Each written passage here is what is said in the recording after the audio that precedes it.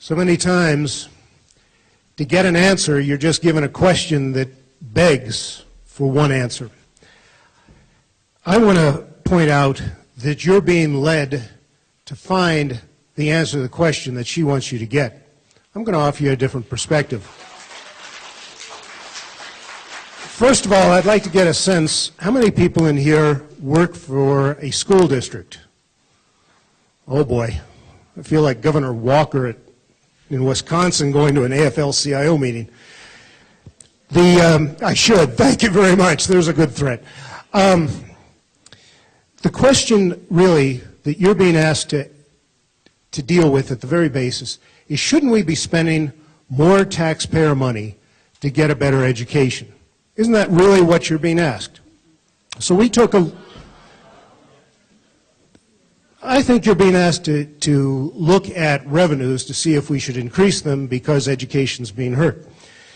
So what we did was we put a whole thing of gumballs here. There are 6,150 gumballs in here that represent 1980 spending on education. And Eric, can I have you help me? Then what we did was we said, how much has that changed to 2008 numbers? And so I want to show you, each gumball is worth $1 in 2008 dollars. We've put the inflation up. And I also have a stack of books that shows the reading tests that came out of 1980. So these are senior reading scores for 1980. And we did add some more money, and we're going to run out of time while you're doing that. So I want you to think about something. Imagine yourself in 1980 being told, we don't have enough money for education. How much can we add to it? Well, it turns out in one generation, we've had 50%. And then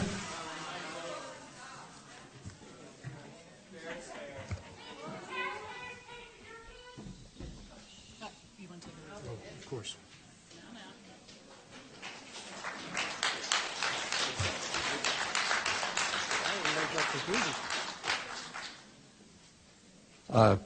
Thank you. You know, Penn asked me when we started whether I was a Republican, Democratic, or Independent. And my answer is I'm a pragmatic, a little known party. So, you know, as a state, we've not. To the question of what's our problem on the state level, we've not invested enough in our infrastructure, either human or capital, either human or physical, I should say.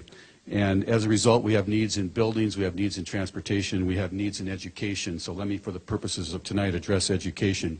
We know from talking to major employers that our education system is absolutely fundamental to their decision of whether they choose to remain here or choose to relocate here. I had an opportunity a couple of years ago to go to Minneapolis on a leadership exchange program.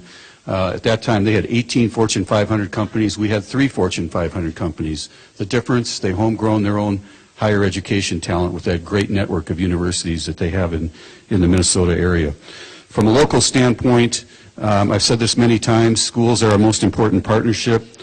Good schools are fundamental to everything we're trying to do in building our community. And ultimately, the quality of our schools influences the decision of whether people choose to remain here or move here. And moving here contributes to the natural regeneration of our community with younger families. So ultimately, great schools contribute to our property values, to the success of our businesses, and ultimately to our public safety as well.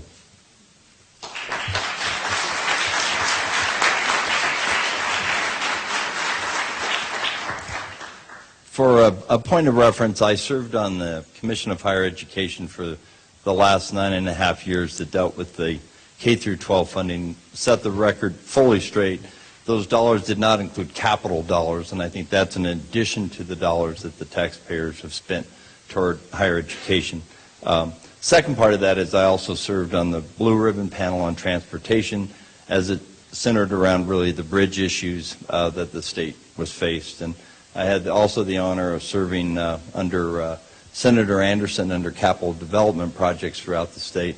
So all of it makes me totally inadequate and unqualified, really, to chat about these issues, since we're dealing with an economic crisis that we've really never faced before.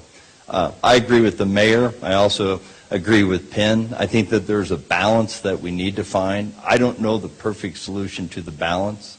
Looking at it from the sake of the children, I can tell you, as we fund higher education, we're either in the 48th or 49th or 50th. And you know what I really find is that people that I've talked to, be it my family members or people paying tuition, they only care about what goes on right here. They don't really care what goes on around the United States. They care about what works for us and how it works for us. And they really care about what tuition they're paying.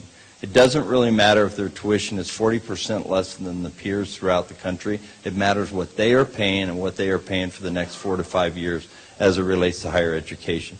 Do I think it works pretty well? I think that we've dealt with a crisis to a degree, and I think we're dealing with it, I think, in the most professional way, especially with dialogues that we're having here today. But also keep in mind the reality that we don't have up here is what is the political reality and what is it that the people want. And really what we need at the end of the day are what will the people support and what they will not support.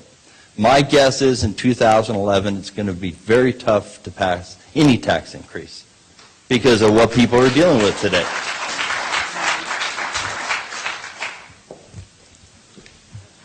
Stay there. Okay? Okay. Stay there. The second question, I've got two more questions to the panel, and then we're going to turn to you guys.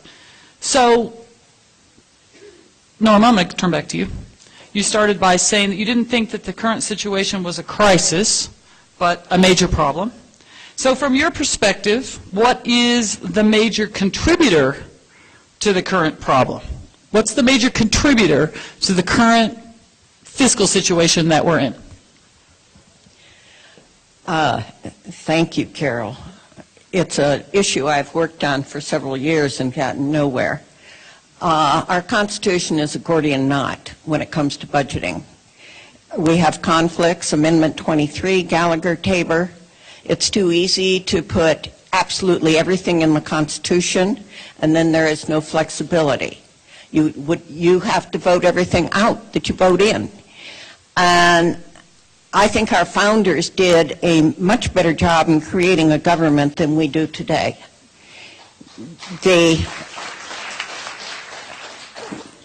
A republic is what we're supposed to be, not a pure democracy, which is what the state of Colorado is becoming.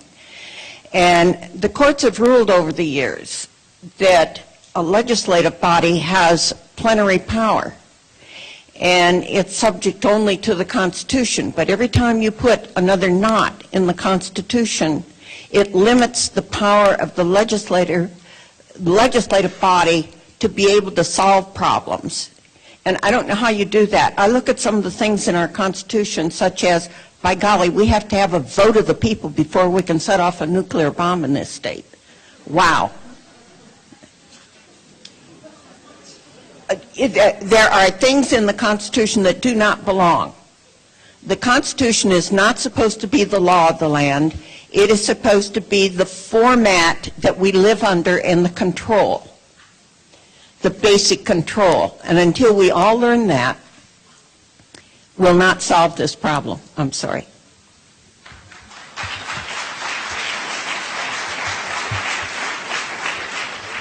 Do you have a specific question for me, Carol? Because It's the same question. What do you consider, with the issues that you're talking about, and you defined it as an education challenge, what do you see from your perspective is the main contributor to this problem? please understand, as the citizens are looking to make decisions, they're going to ask some of the questions we've asked tonight. If you've added 50% more in money, what have we gotten out of the system? And I mentioned this stack represents a reading score from 1980. Having put all that extra money in, this is the additional reading scores from 2008. The problem that I think we need to address is structure. Think about a cheetah. Think about the fastest man in the world. Usain Bolt wants to run fast, but he can never beat that cheetah. It's not because he doesn't want to. It's not because he isn't trying hard enough. It's because of the structure that his body has compared to that cheetah. We have to change the structure of how we deliver education. We have to change the structure of how we deliver government. And the Independence Institute, in the citizens' budget that Carol so very courteously quoted, comes up with 170 pages of ideas to allow you to see how we can change government and do it intelligently, such that we can close that billion-dollar gap, such that we can continue to fund education and the other core services. The one thing I certainly agree with everybody up here is we never should have disobeyed Amendment 23. That was what the people said. It's in the Constitution. We need to respect that.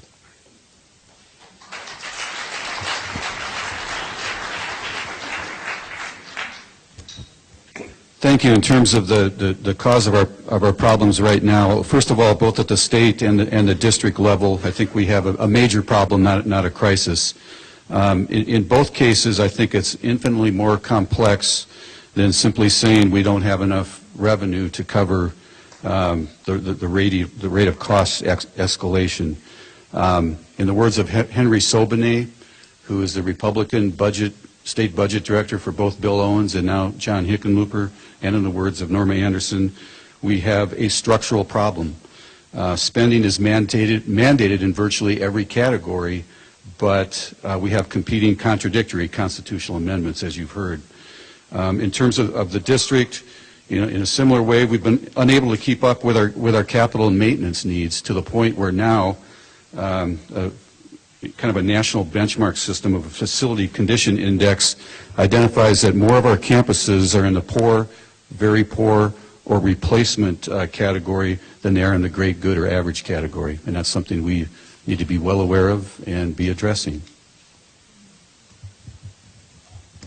I won't repeat the comments that I think Norma pointed out quite elegantly as it relates to the state constitution and some of the issues that we need to deal with. I will disagree a bit with the panel that we do have a crisis in higher education.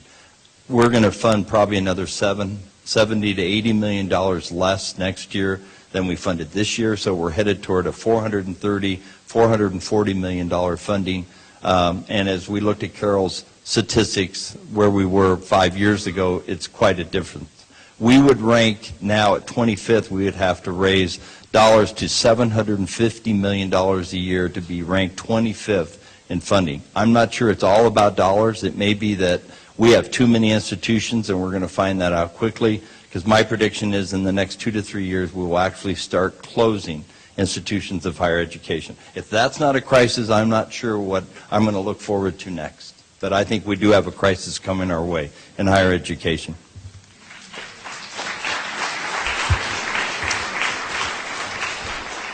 And the last question I have for the panel, and thank you all for doing such a wonderfully articulate job of explaining from your perspective, answering the questions from your perspective.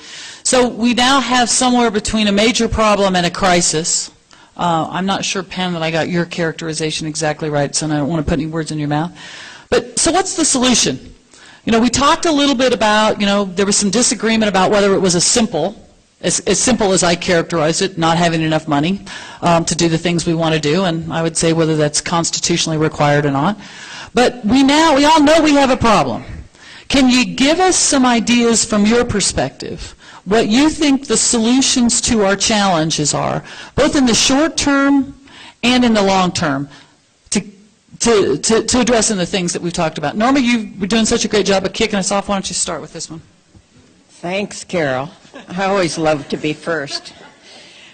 Well, short term, I'm afraid we're going to have to live with the cuts, because I don't believe, and I think Ray made that statement too, that this is the year to go for a tax increase. And when it comes to the state income tax, yes, I do believe it should be back at the 5%. I think I've made that statement quite openly before. And before anyone considers a graduated tax, I know there's been talk about it. In '87, we passed the simple rate tax. And we requested the Department of Revenue to come back and tell us what the impact was the difference between the graduated and the simple rate? Well,